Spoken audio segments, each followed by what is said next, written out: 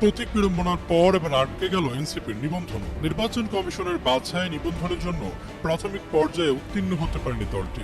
রাজনৈতিক দল হিসেবে নিবন্ধন পেতে নির্বাচন কমিশনে 43,000 পৃষ্ঠার ডকুমেন্ট সহ আবেদন করেছিল এনসিপি, কিন্তু তাতেও সন্তুষ্ট হয়নি কমিশন।